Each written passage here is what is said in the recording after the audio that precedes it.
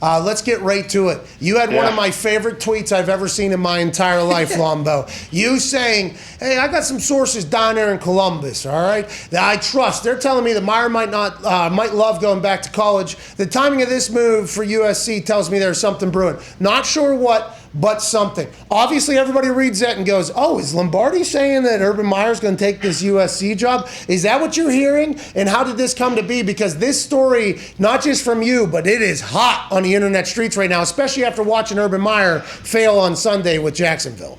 Yeah, I mean, the Urban Meyer, he needs to read my book about the middle eight. He violated that. But let's talk about that tweet. So I'm just minding my own business yesterday, watching tape, and I get a text from somebody in the league, and they said, Urban to USC. And I said, no way. And the guy says, you want to bet on it? And when he said that, I'm thinking, wait a second here. He knows way more than I do. He's asking me the answers to the tests that he already knows. So I said, well, tell me why.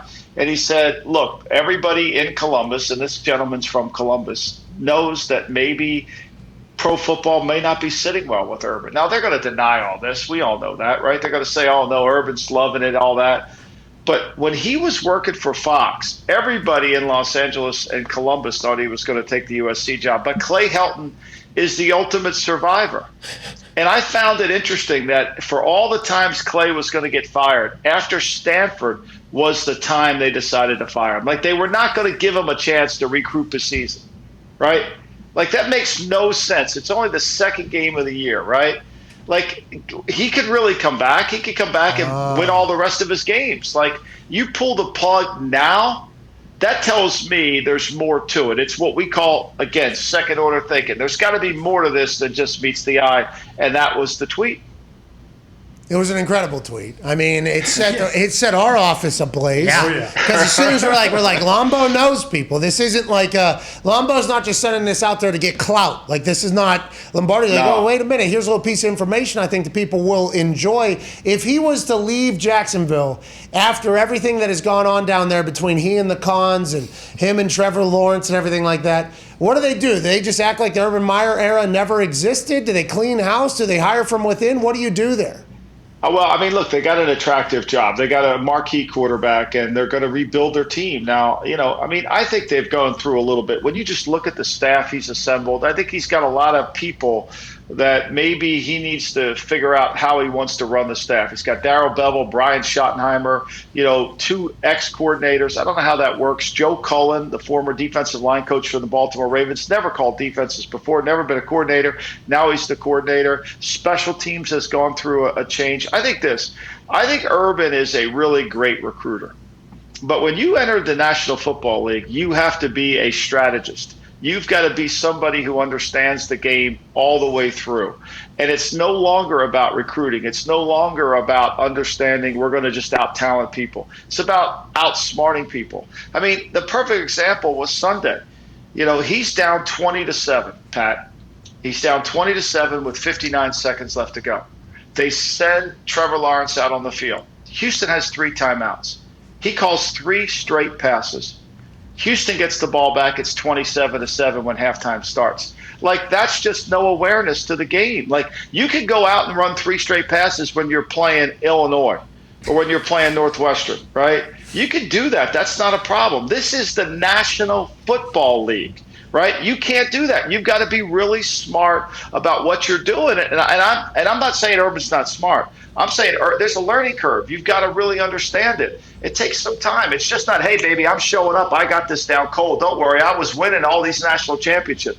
It's a hard league. Hey, it's the men's league, right? I think that's how we all have kind of viewed it. It's the all-star game of all-star games. And if you listen to the Manning broadcast last night, you could hear the brains that are in the NFL. And no, I don't want to say, once again, no offense to Urban Meyer. Okay, this is no offense to Urban Meyer. But in the NFL, all the smartest coaches are coaching there. Okay, now there's a lot of doofuses as well, but there's a lot. All the smartest coaches all the smartest players are playing there. So it's not just like, hey, our best players are going to win. You got some teams that aren't as talented that are much more intelligent and have better schemes. They're going to win some games over other people. I mean, it is a vastly different sport, college football and NFL football. I mean, those are two different sports. If Urban leaves after one fucking game, that would be so awesome. I would be so pumped up about it. Michael Lombardi just told us that he had a source from Columbus in the NFL tell him, like, hey, Urban to USC. And I don't know if this was punditry.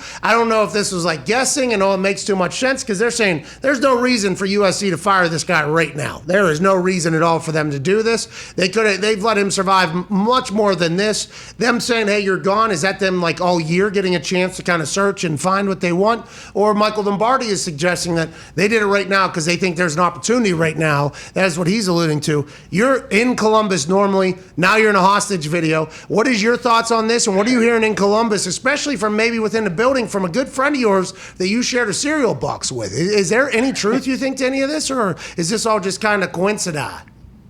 I'm not hearing anything about this or that this was like a real possibility. It's definitely interesting, the firing of Clay Helton, but I definitely have a couple buddies that I could send a text to see if there's any real truth to this. Like if Urban, the question is, would Urban ever want to do it? Would Urban leave? Send it yesterday. When would Urban leave to go take this job if he goes to USC? When does that happen? End of the season. I don't know if it's end of season. I don't know if it's right now. That'd be awesome. Saban did this, right? Didn't Saban just get Petrino did this as well? Petrino left early. Yeah, Petrino left early. Saban didn't leave early. Petrino left before the season ended. I thought they both did. In my head, and it's wrong, and I will get it corrected for future times, Petrino and Saban both somehow, in my head, the way I've envisioned it and just kind of dreamed up at this point is, I'm fucking out of here. And then just leaving almost. Like Belichick did to the Giants. Jets on the napkin. Petrino, I thought that's what Petrino did. I thought that's what Saban did. So I guess this wouldn't be like the first time ever, but after one game, after everything that's gone on with the con saying, hey, we're going to build up all of downtown to become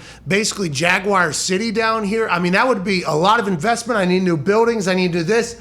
This is what we're going to do. And then he just leaves. How's the contract work, though? How's the 6-year contract work, I think, that he has? USC pays, hey, we'll pay you $80 million to get him out of that? How does it work? You know how much money USC graduates are paying to get their fucking dumbass kids into school? If they can get Urban Meyer and get USC back on top, they'll pay whatever. Massimo will go sell 2 million tank tops and say, let's get fucking Urban in here, pal. I think that is that type of power of bringing a school, which some of these alumni, yourself included, and I wish I had this would be cool, but some of these alumni, Chris Bickle, 1997 at University of Pittsburgh. Sure. Name somebody other than him.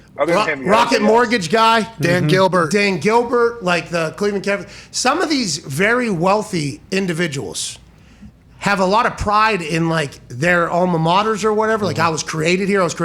And whenever they gather around all the other successful fucks, I would assume if you don't go to like the smartest school, the only thing you can really say is like, hey, our football team fucking just kills your football team. You know, like I think that is a big thing that happens in these events that you're probably going to tonight and last night or whatever. I feel like that's a real thing. If you get the right person who just so happens to be from a school who just hits it rich and gets a bunch of money and they're like, I want our team to be good. Oh, and I can buy every recruit and our coach now? Yeah, we're going to be good. That's what we're going to do. I wouldn't be surprised if somebody from USC to get Urban Meyer, I'm not saying this is going to happen, but I'm just saying if this was to happen, I would not be surprised if Massimo, and some of the others that we learned about in that that enrollment, backdoor, side door. T-Boone Pickens? Yeah, whoever.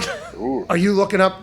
No, I was just thinking of guys that I knew. Oklahoma State. Yeah, he was the biggest one. Did he die? Yeah, I think he's dead. But I'm just saying, like, USC... Snoop Dogg. What if you hired Snoop to be the head coach? That would make waves. Hey, Snoop Dogg has been a coach. I've seen him coaching. Yes, Coach Snoop. Friday night. Dion. Hey, the doors are open for Dion. Oh, at USC? Hey, imagine him... You telling me that dude can't bring all the celebrities back to the sidelines? If anyone can do it, Dion can. He can recruit, man, for sure, especially at USC. What if Mike Bone, Mike Bone, the current athletic director for USC, was at Cincinnati, was the one who brought in, obviously, Coach Fickle, right? I didn't know if it was Bickle. That's Chris Bickle. Yeah, Chris Chris Bickle, class of 1997. Luke Bickle. Yeah. Coach of I think Luke is class of 97 from Ohio State, if that counts.